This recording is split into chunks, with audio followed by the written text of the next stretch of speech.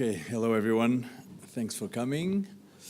It is my pleasure to welcome Rosemary Gillespie to our Friday seminar. Many of you know her work. She's a true eminence in the field of biogeography and evolutionary biology. She got her PhD at the University of Tennessee in the States, did postdoctoral work at Berkeley, at the University of Hawaii, at the Smithsonian, and she's been a professor at UC Berkeley for over 20 years. She's currently on a sabbatical at Oxford University. I'm skimming her CV, okay? Her CV is extremely impressive and long. So I'll just mention a few things that stand out. She was elected member of the American Academy of Arts and Sciences in 2018. She's a distinguished fellow at the International Biogeography Society. She won the Wallace Award by the International Biogeography Society in recognition of a lifetime of outstanding contributions by an eminent scholar in any subdiscipline of biogeography. I like this one. In 2014, she was voted one of Twitter's 45 most influential female ecologists alive today. And she's been president of the International Society of Arachnology, president of the American Genetics Association, president of the International Biogeography Society, member of the Board of Trustees at the California Academy of Sciences. She has directed 21 PhD theses. She's had a couple of Spanish postdocs, like Miguel Arnedo at the University of Barcelona and Joan Pons in Mallorca. She's published well over 200 papers in all the top journals. And of course, she's pioneered research on adaptive radiations, the diversification of Tetragnatha spiders, mostly in Hawaii. Those are very famous papers, but then has worked on many other groups and many other archipelagos. And it's a pleasure to have you. Thanks for coming, and take it away. Well, thank you so much. And now you can turn that on. Yeah. Okay, is that right? Can you hear okay? Did that work? Okay. Okay, perfect. Well, thank you so much, and thank you so much for having me. Now, I don't know anything about PCs, but hopefully I just do the forward. This one? This one here. And I should get my glasses just in case.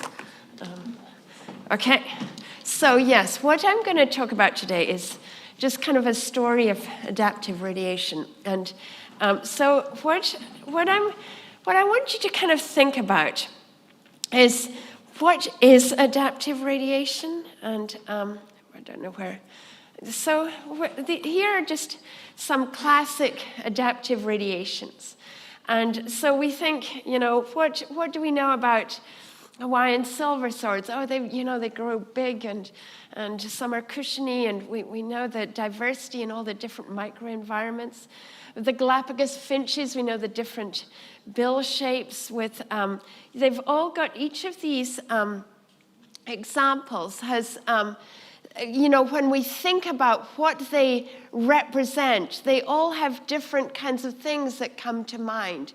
So, you know, as I said, in the silver swords, it's the morphological disparity. When we think about the Anolis lizards, we think about these sympatric ecomorphs. When we think about the African cichlids, we think about the hybrid swarms and the hybrid traits, these cassette traits in the heliconius butterflies. So, and then the sticklebacks, the divergence, benthic limnetic. So I want to hear, what I'm going to do here is try and make a little bit of sense of some of this diversity and just talk to you about just how things might adapt and why it's important to kind of tease out differences. So when we think of adaptive radiations, and this is a really nice paper that Nasiri and Linder, Peter Linder has been working on these ideas for a very long time, thinking about the attributes of adaptive radiations. What are the commonalities that underpin adaptive radiations? And so certainly, you know, you have to have fragmented sites, large fundamental niches of the colonizers, maybe. And the other thing they talked about that I'm not going to get into is just how you generate genetic variation at the outset of the radiation. So basically how, given that taxa are colonizing from very few individuals, presumably, what exactly goes on to allow the variation to be recovered? And so they talk about these different ways that through epigenetics, through transposable elements, genetic drift, gene flow, intraspecific processes that I'm going to get into more, admixture and hybridization and small genome size. These are all things that have been kind of linked to how you might get genetic diversity recovered at the beginning of an adaptive radiation. But I want to talk about just something about speciation. I'm going to focus on speciation here, though I'll get into situations where species haven't diversified. But I want to think about what is it that actually initiates adaptive radiation, what initiates the speciation process. So first of all, when we think about what adaptive radiation is, it's been variably called evolution of ecological and phenotypic diversity within a rapidly multiplying lineage. And people have argued backwards and forwards, but roughly that's how we conceive it.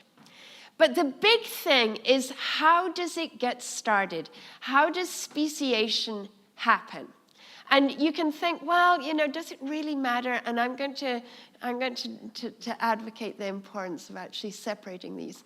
But the big things that could actually drive speciation are geographic isolation and differential selection on the substrate. So the thing is, which one is it? Now, when we think about the history here, you've got Ernst Mayr, and Ernst Mayr was really important early on after the 40s, the 50s with, he was thinking about, this was the early stages of understanding species and speciation. And Ernst Mayr's emphasis was very much on allopatry, the importance of geographic isolation, rather than divergent selection itself. He emphasized geographic isolation as the driver of diversification. So that was kind of how things were. But then we're thinking Ernst Mayr didn't work that much on adaptive radiation. But then along came a very influential researcher, Dolf Schluter, and he also, Patrick Nozel subsequently, they emphasized the role of ecological speciation in adaptive radiation. So ecological speciation is when divergent natural selection in contrasting environments, at least this is how he defined it, divergent natural selection in contrasting environments leads to the evolution of reproductive isolation. So what Schluter argued was that this is really the main mechanism behind adaptive radiation. So you get incidences of parallel speciation, so divergence into different ecotypes, and later species will occur again and again under similar environmental conditions. So this was a super influential book that he wrote about this, and a bunch of papers he's written about this. And he's recently been elected as the Crawford Laureate for all of the incredible work he did in this regard. So going on from there, let's just think then about adaptive radiations. And this is where I got various people together from all sorts of places across the world, people thinking about adaptive radiation. And we came together in Hawaii to discuss commonalities of adaptive radiations. And this was one of the most difficult papers to write, trying to figure out what is in common between all of these different lineages. And it was one of these papers that was kind of written by committee. It's if you try and read it, it's really quite laborious.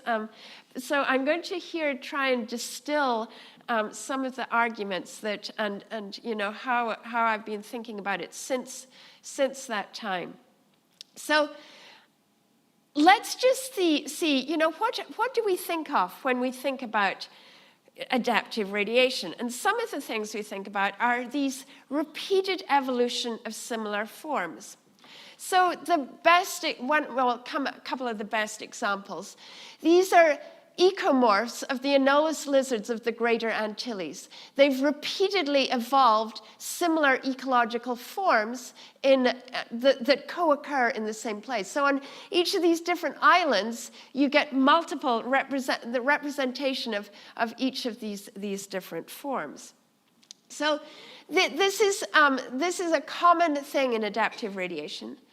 But then you also get so-called allopatric, the evolution of allopatric ecotypes, which is repeated evolution of similar forms in different environments.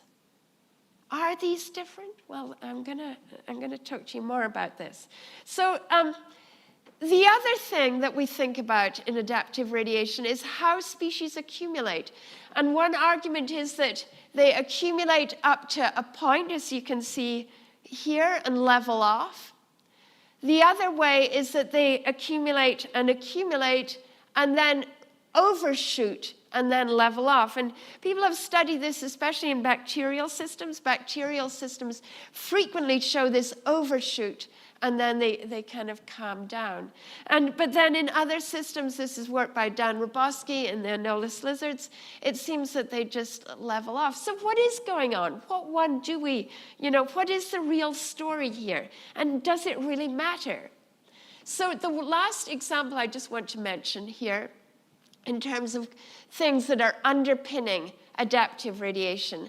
This is a paper by Anderson and Weir just last year, where they looked across all vertebrates to try and tease out the importance of initial divergent adaptation.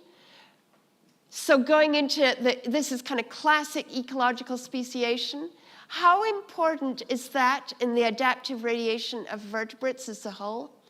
Versus allopatric divergence prior to ecological divergence. So initial divergence without any ecological change, and subsequent ecological divergence that happens only when they come together in symmetry. What is the importance of one versus the other, and does it matter? So I work in the Hawaiian Islands, and I'm going to illustrate some of these examples to you by focusing on Hawaii. Now, who can see Hawaii there? It's very unclear. It's right in the middle, right in the middle of the ocean there. It's the most isolated archipelago in the world. And so what I'm going to bring in examples from other places, but I'm going to focus on Hawaii.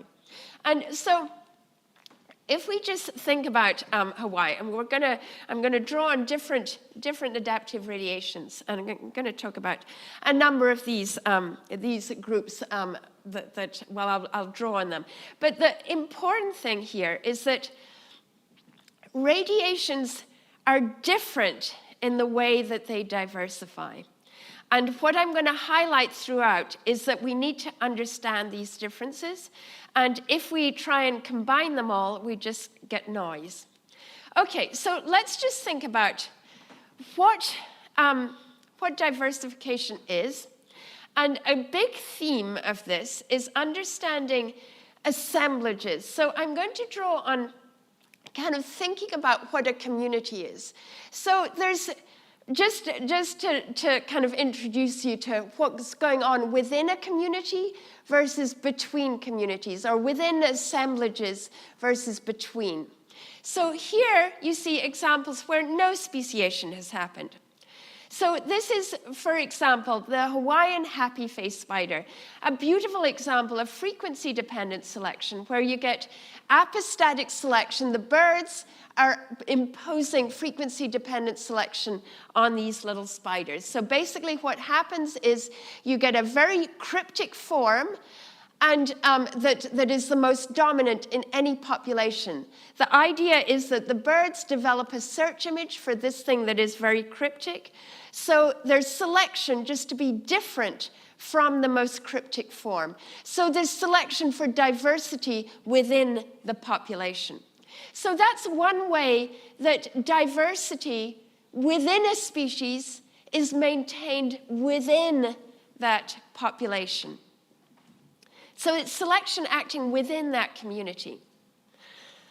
The other way that diversity is maintained without speciation is when you get shifting environments. And so you just get basically shifting diversity of individuals in a community. So you can get fluctuating divergent selection, for example. So, just to show you here, you get things just blinking, that the separation changes or the environment changes one way and backwards. And so nice examples of this are Bistonbecularia, the peppered moth, where, it became very polluted in England, and so there was selection for this moth, and they cleaned it up, and there was more selection for this moth. And Patrick Nosel's work has shown that a similar thing goes on with these Timema stick insects. You get them going from one to the other. But what I want to focus on here is speciation. So let's think about how speciation might act within a community versus between communities in the same kind of way. So you can get disruptive selection, which is within a community.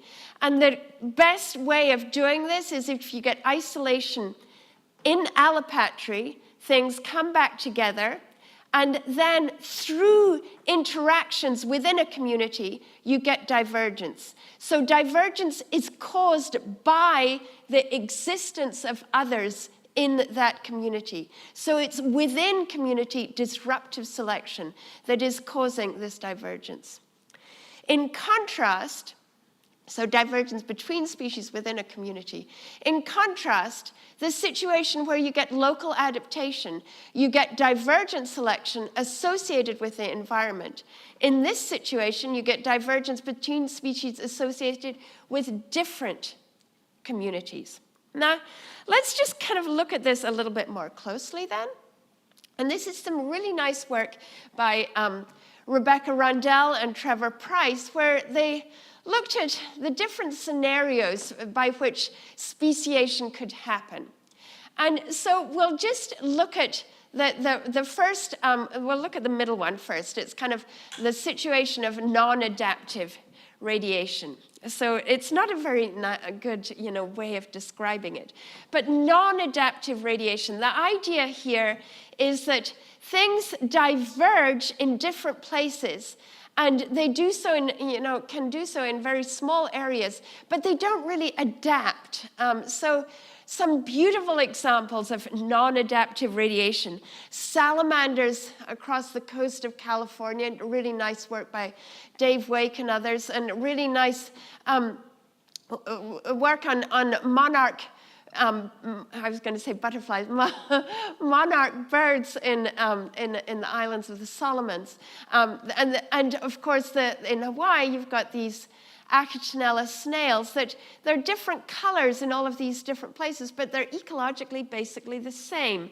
They've just kind of split up in all of these different little microhabitats.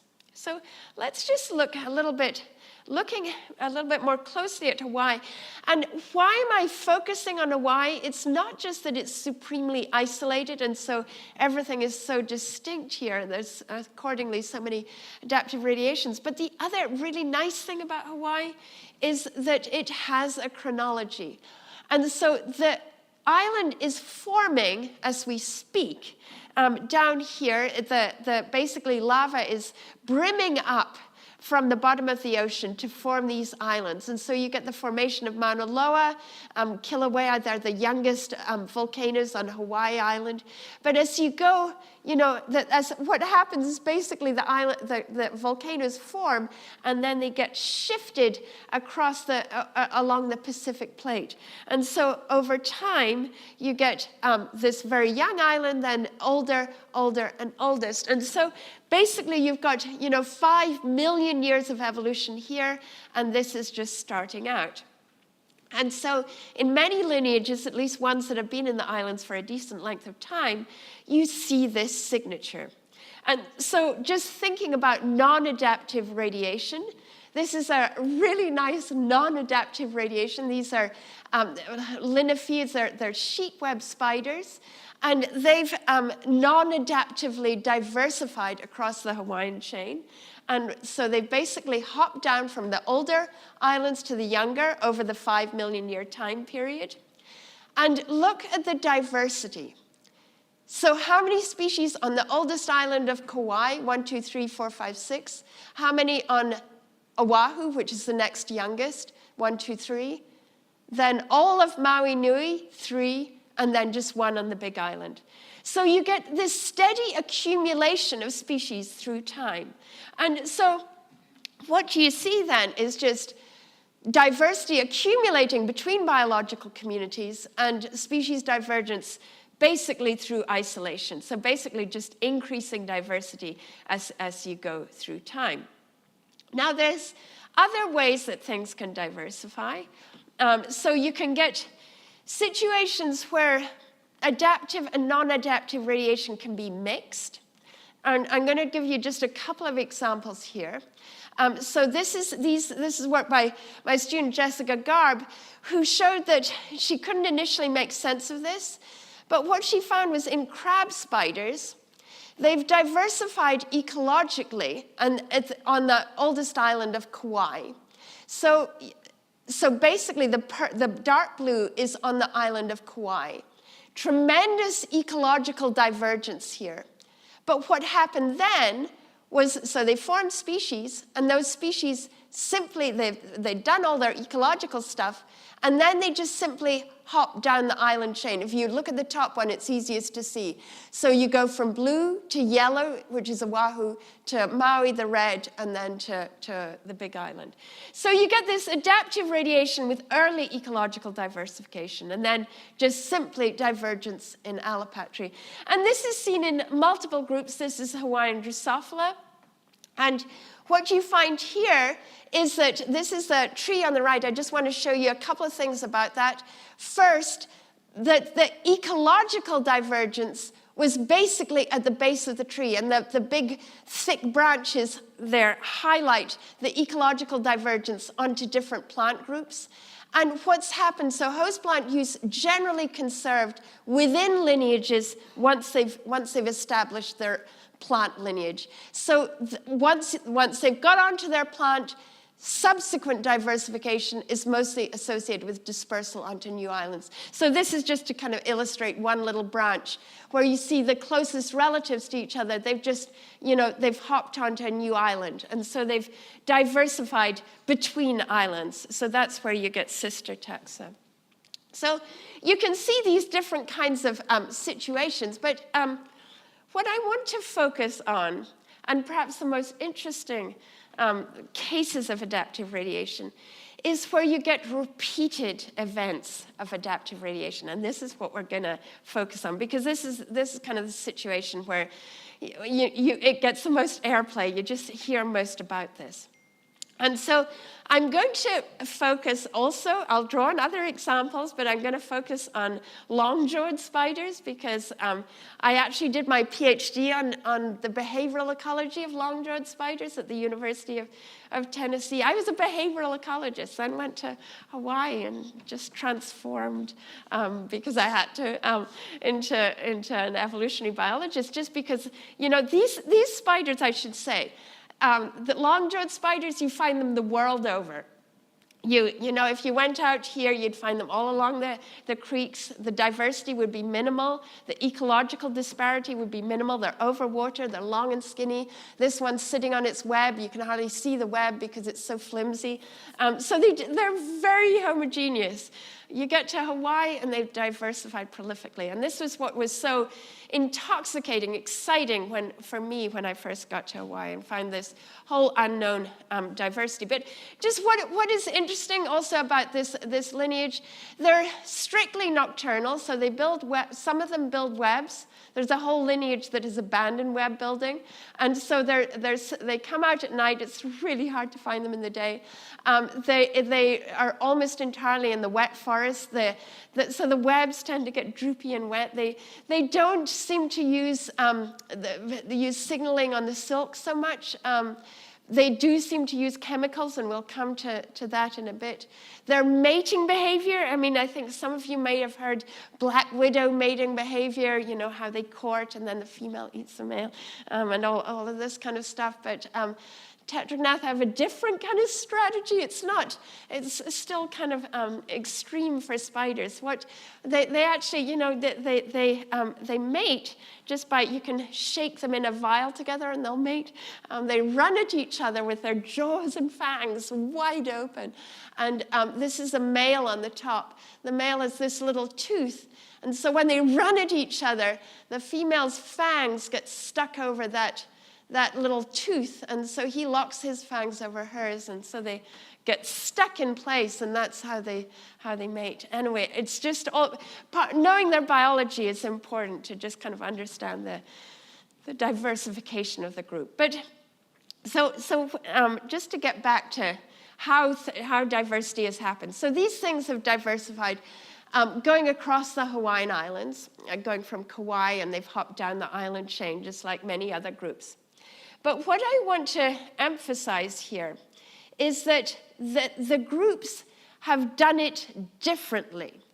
And so you get this colonization from the older to the younger islands, but different lineages have done it differently as they've gone from, you know, older to younger islands. And so we'll talk about how they have actually diversified. So some of them have diversified with niche conservatism, where it's basically a non-adaptive radiation. Others have gone into novel environments, so basically ecological speciation, and others have done it in isolation. So we're going to highlight this a bit. So let's come back to Schluter, Patrick Nozel, ecological speciation. Thinking about the initial stages of species formation. So we'll think about Timema or sticklebacks here, and think about lineages being formed in different environments. So different environments, so you've got disruptive selection. They become ecologically distinct. They're often not genetically isolated, at least to begin with, but things become, there's strong selection into different habitats. So sometimes this genetic divergence results in entities persisting. So what the co-occurrence, if they're going to come back together, co-occurrence requires either microallopatry or reciprocal adaptation. You remember, they've adapted to different environments to become sympatric. They have to adapt again to being in the same environment. So let's look at situations where this mechanism appears to underlie major adaptive radiation. So basically this is the Hawaiian bidens, and you can see, you know, basically what's happened here is things have gone into one environment, adapted to that, gone into another environment, adapted, and gone on, et cetera, et cetera. And so basically, go back one. So this kind of phenomenon can be evidenced in multiple groups. And so just, you know, thinking about the Hawaiian spiders, there's certain groups that clearly show this. And this is just one, this is one group that you get on Maui, where they've gone, the dark ones are on dark substrate, often lava. This one, the white one, is on white lichen, beautifully camouflaged in these very different, the white is in really dry cloud areas. And here you see on the Big Island, white and dark. They're very close together, but the habitats are very different. The black lava-like substrate versus the dry cloud forest and the lichen. So you get, and I won't go into that particularly, but you get lots of really beautiful examples of this. This is the work of Roger Thorpe on these anolis lizards of the Lesser Antilles. Now, I've been talking about the anolis lizards of the Greater Antilles. This is the anolis lizards of the Lesser Antilles. And what's really cool about this is that they've gone to each of these islands. They're monophyletic by and large within an island. And what has happened is you get xeric and montane species within each island. And so it's repeated evolution in response to these different climatic regimes. And so you get xeric montane repeatedly on these different islands. And of course, this is reminiscent of the sticklebacks. The sticklebacks, they do limnetic and benthic repeatedly on the different glacial lakes. Just beautiful examples of repeated evolution into these different environments. And lots of, this is Frederick Henrich's work on Calisoma beetles, and this is other work Frederick did on that I've already shown you. These are spiders in the Galapagos. They've got to the Galapagos Islands, monophyletic within an island, high and low elevation species, most closely related within an island. So they've repeatedly evolved on these different islands to high and low elevation. And just to kind of emphasize this just once more, because it's fascinating how quickly, or the striking way that this can happen. This is actually this is a big-eyed spider, a surface-dwelling spider in Hawaii, Lycosa hawaiiensis, and you see the size of its eyes. They run out, they're nocturnal, but they use their big eyes to kind of accentuate the light. And look at all the babies, it's like a Medusa head, So these spiders are, you can find them commonly up in the high elevations, but they've gone down caves. And so this one, you see, this is on the big island of Hawaii, and you see at the front there, if you can see, there's tiny little eyes. And so just, like many cave things, it's reduced its eyes as it's gone down the cave. What's even cooler, I think, is that this has happened independently on the old island of Kauai, but Kauai is much older, so they've had much more time. And so look at, where are the eyes? There's no eyes at all. It's just a blank sheet. And hardly any babies. Anyway, it just kind of highlights the strength of selection in pulling these things in different environments. So, just a couple more examples. This is repeated evolution. This is in violets in Hawaii, where you get repeated evolution into different environments in the violets. So you get, these different habitats: bog, swamp, mesic forest, dry forest, and they've repeatedly evolved these in different environments on the different islands. And it's the same thing in silver swords. Silver swords, they've progressed down the island chain and repeatedly evolved the same set of ecological forms. Now, I've told you these kind of similar stories so often. So what are the corollaries of this kind of thing? And what you see in these examples is that in the silver swords and violets, what you see is basically they start off with very few species, and you get more into different environments, more into specialized and more specialized habitats the older the island. So as a result, on the big island of Hawaii, 5 species of silver swords. On the oldest island, which is much smaller, 16. The same kind of thing, but a smaller radiation with the violets. So you just get this increasing diversity.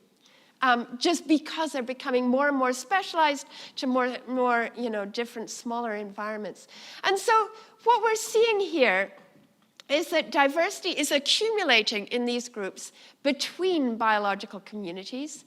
Species diversity occurs really in allopatry or parapatry through interactions with the environment. And it's allowing repeated evolution of sets of species across sets of environmental conditions. And I won't go into that, but I wanted to build on this and just then think about the other possibility. So the other possibility is that you just get isolation without ecological divergence. So just think about how this might happen. You get no divergent selection between environments. Chance events are going to dominate in the initiation of reproductive isolation. And you get genetic drift, founder events, whatever, are playing a major role. So just think about this a little bit. And Trevor Price and Rebecca Rundell talked about this in their tree paper a while back. Basically, they argued that it was kind of the start off of non-ecological speciation, but then subsequently you get co-occurrence. And they argued that this kind of thing is quite common. So just to kind of illustrate this a little bit more, and what other concepts you could bring into this. So you're getting divergence where things become genetically isolated, but they're not ecologically distinct. And they could come back together and go extinct, where they don't persist. And this is something that Bree Rosenblum and Luke Harmon and others, they did a really nice paper, Goldilocks meets Santa Rosalia, but they talked about how lineages tend to just accumulate species through time, and then most of them are going to go extinct. And so they call these ephemeral lineages.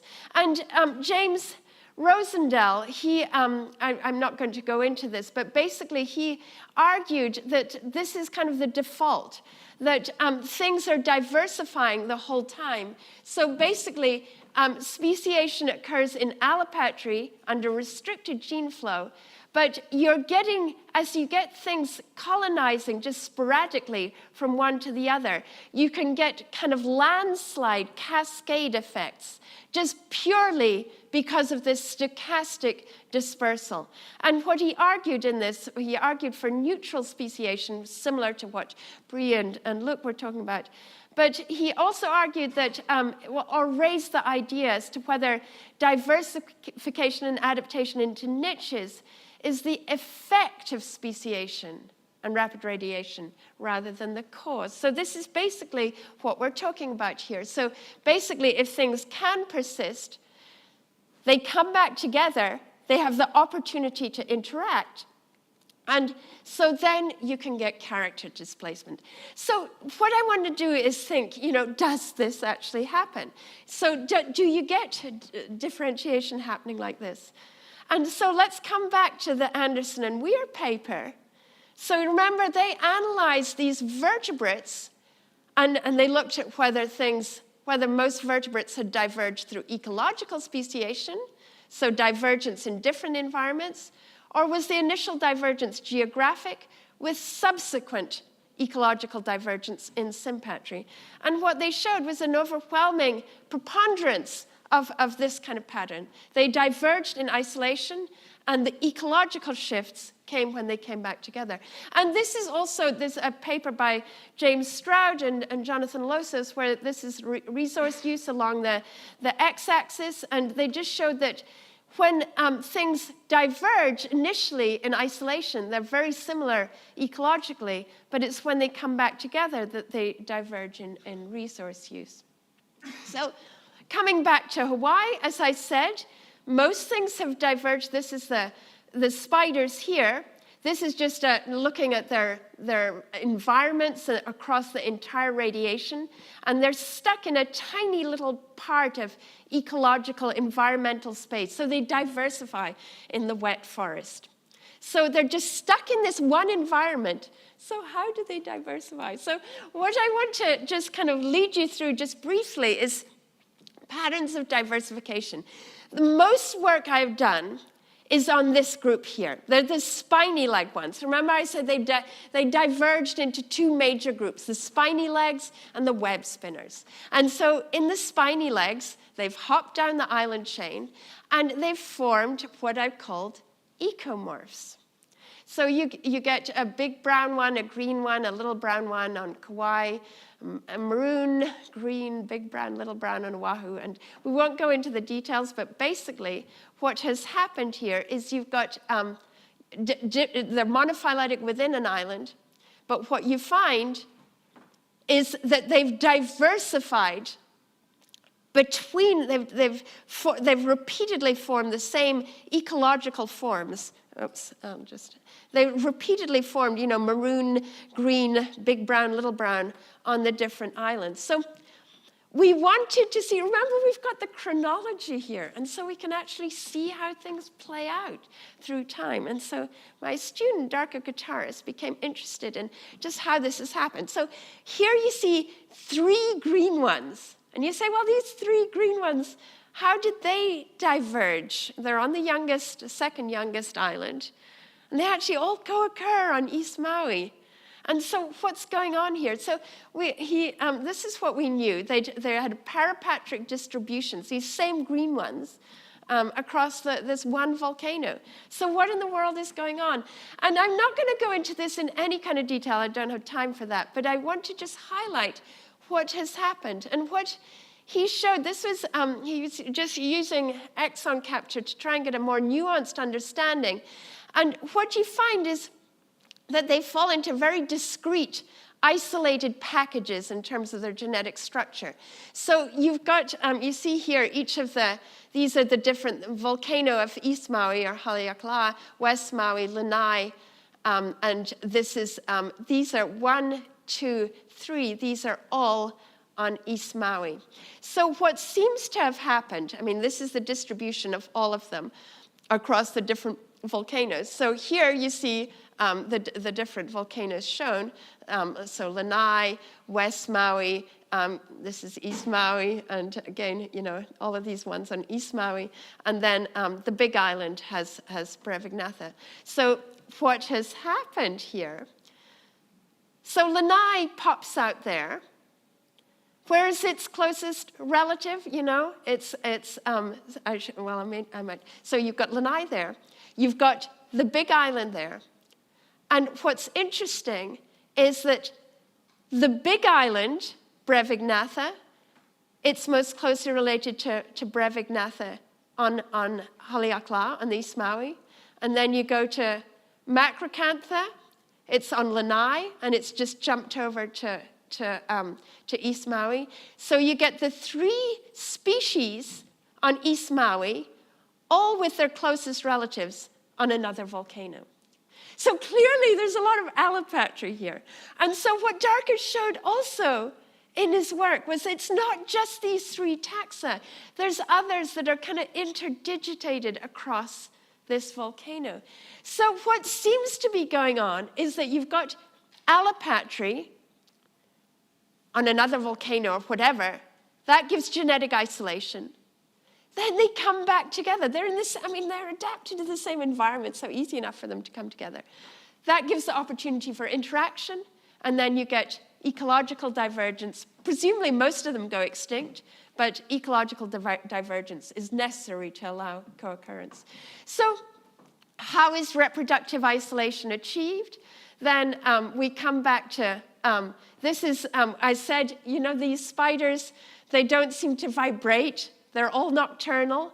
So we looked at chemistry, and what you find is that actually, if you look at the chemistry, the pheromones of these spiders, this is in one habitat on Maui, and this is looking at the methyl ethers. This is the work of Ashley Adams, who's a grad student in my lab, and she characterize the methyl ethers, and this is just a PCA plot that shows the attributes of the methyl ethers in the different species that co-occur. And you see how very different they are.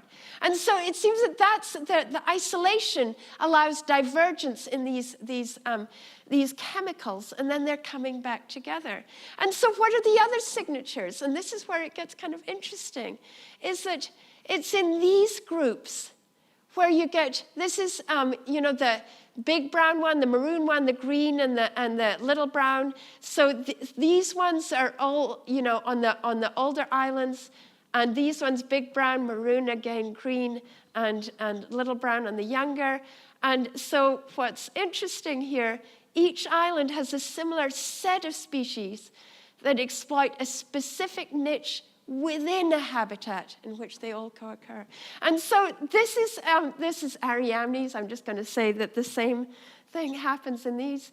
This is another radiation. They're really cool spiders, but they've repeatedly evolved this gold big brown, getting lost on the, so Ariamnes have evolved There's big gold under leaves, the brown on branches, and the white on the white lichen.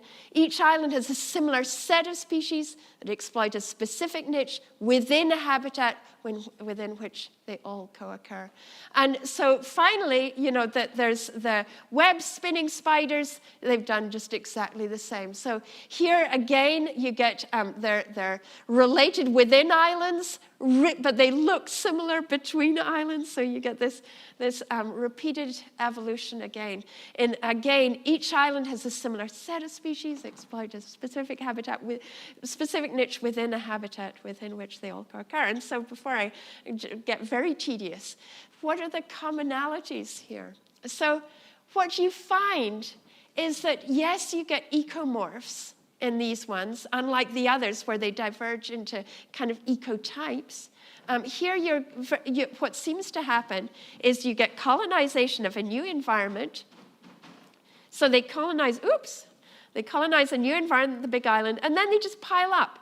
And so what you find is highest diversity on on a very young island. So basically what has happened is you get just piling up of species, most are going to go extinct, and then you get divergence in a kind of stable state of diversity on the older islands.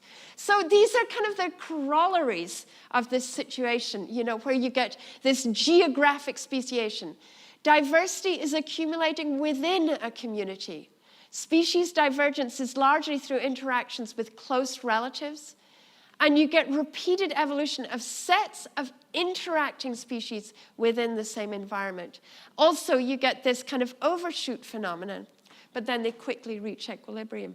So just to kind of emphasize the whole scenario, just so that you can kind of see what the point is here.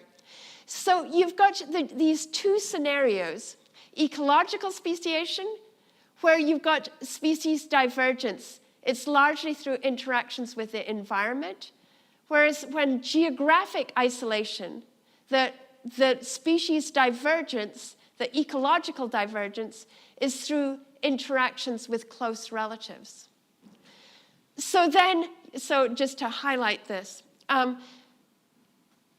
where you've got ecological speciation, it allows repeated sets of taxa across sets of environmental conditions, whereas with the geographic speciation, it's interacting taxa within the same environment. So I illustrated that with the spiders in the Galapagos there, and with the anolis lizards for the geographic situation. And finally, the ecological limits. In the ecological speciation thing, it just seems that you can go on and keep increasing. You just get steady increase, and then, of course, they're going to go into smaller environments, but they're going to keep increasing. Whereas in the situation where you've got geographic speciation, you get this pulse. They just this keep on forming lineages. They're coming back together, and then they kind of form a stable kind of set of species within a given environment. So again, the importance here and what we've learned about diversification is that in the course of adaptive radiation, species can obviously diverge through both mechanisms. Both happen, but they have different corollaries, and we have to understand that difference to make sense of how things are going on. So both things can happen even in the same lineage. And the thing is, it's critical to recognize the differences as to how, recognize differences so that we can understand, do you get ecotypes in different environments, or do you get sympatric ecomorphs? Because if we try and say, oh, this forms, this is, the anolis is the same thing as the spiders in the Galapagos. I mean, it's not. It's a very different kind of dynamic that has created these species.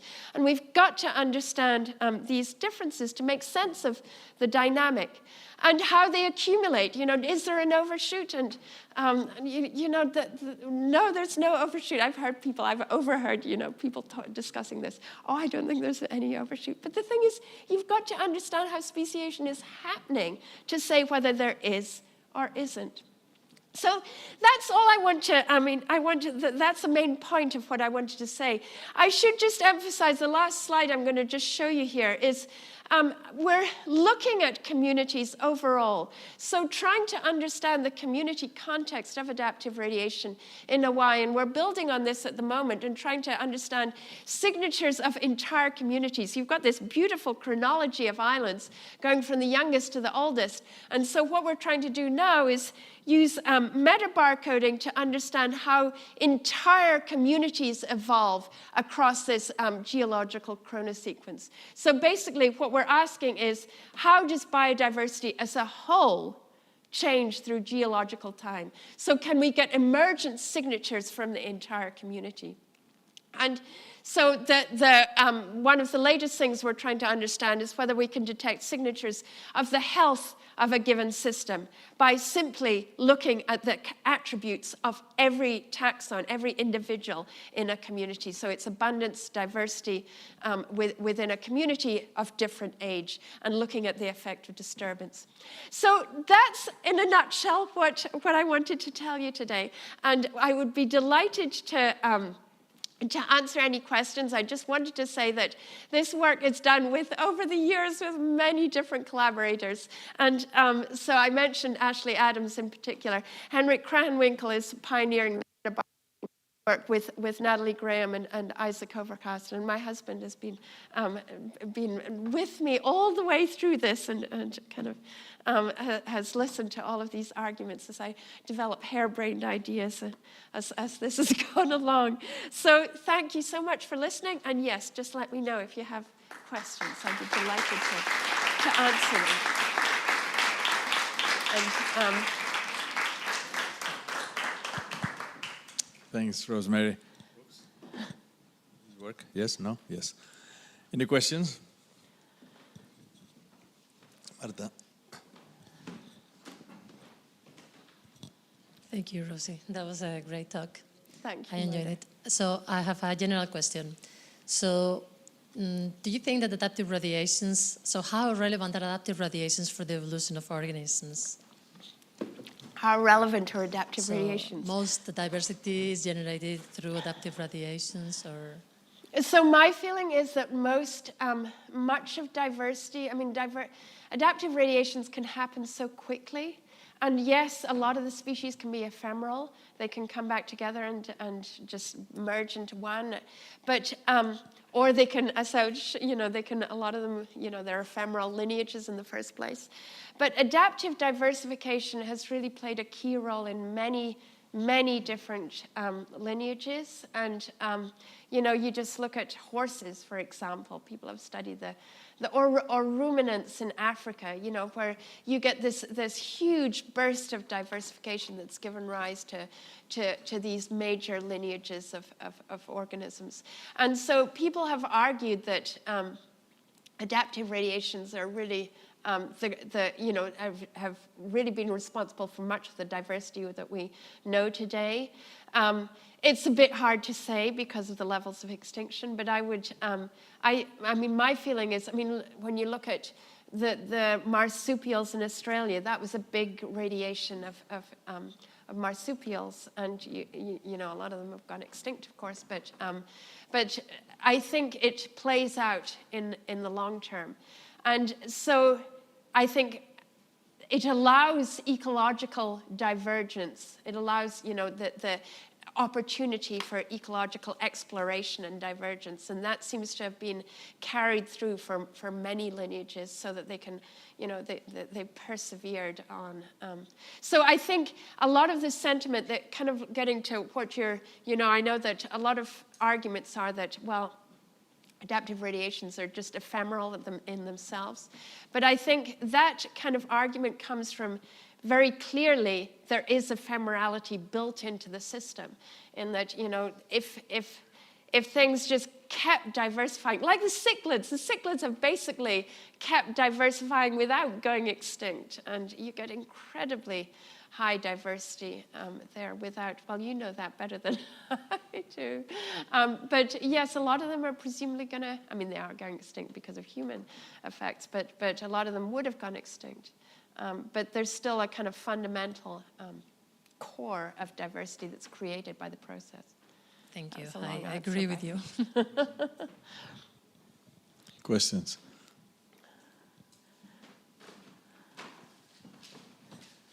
I'm sorry for not speaking Spanish. I never learned. I would love to be able to to speak to you in Spanish. I'm sorry for speaking not too well English. I'm paleontologist, and it has been quite interesting to have this overview. She's working on fish, fossil fish. So we are pretty interested on the concept of ecomorphotypes, because you mentioned in one of your slides that you find 4 ecomorphotypes, and why not as many as different terminals you meet in the different volcanoes? Why do you decide that those ones should be ecomorphotypes and not, any other thing? I mean, Isn't that interesting? So, why do they do that? And I don't actually know whether you'd pick this up in the fossil record, or the extent to which you would. But yeah, so just some of these slides, I'm probably going far too fast. But if we look at some of these ecomorphs, so I'll just show you. I won't go into this one because it's, because that one's got more going on. I'll go back one, just because I know more about this one. So this one here, the thing is, so you say, well, and initially I thought these were, let's see if so this one here, oops, I knew that had happened. This green one here, doesn't it look almost identical to that one? But these ones are all related to each other. These ones are all related to each other. So they form the same set. Why don't they do things differently? But they don't.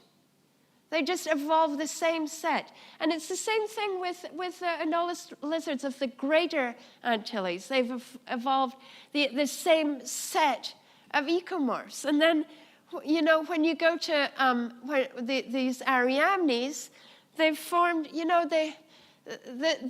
these are all related to each other. They look nothing like each other. But these look just like each other. They're actually distant relatives. Likewise, these ones and these ones. So why do they keep doing the same thing? So that's why I call them ecomorphs, just because they're these sets of interacting species. They would not, this divergence occurs presumably because when they come back together. They've all appear to have evolved in isolation, and the ecological shifts happen when they come back together.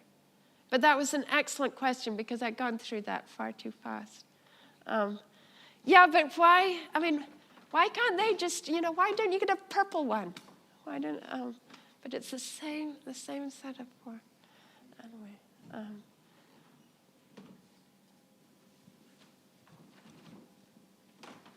One more question before beer time. Yes. Hi, thank you for this nice talk. Many authors have stressed that time it's important to recognize adaptive radiation, and they say that the radiation has to occur in a short time to be recognized as adaptive radiation. I know that it's a long debate. Of course, in oceanic archipelagos, everything occurs in a short time. But do you think that it's a necessary criterion to recognize adaptive radiation short times in these extraordinary cladogenetic events? Or? How important is time in adaptive radiation? So, first of all, that opens a huge can of worms. So the proponent for removing time is Tom Givnish, who's an excellent botanist and has worked on Brachynia and these tapuis of South America and done just outstanding work. But these plants have diversified over very long time periods. My own feeling is that, does it really matter? We're trying to understand the process, and that's really what I've tried to highlight here. That, you know, putting everything into one basket of adaptive radiation really doesn't make a huge amount of sense. And if we try and do that and then understand the process, we're putting apples and oranges together and trying to say, oh, what's the commonalities? Well, you know, it has a kind of rind, does it? You know, well, can you eat it? Well, anyway, that's just.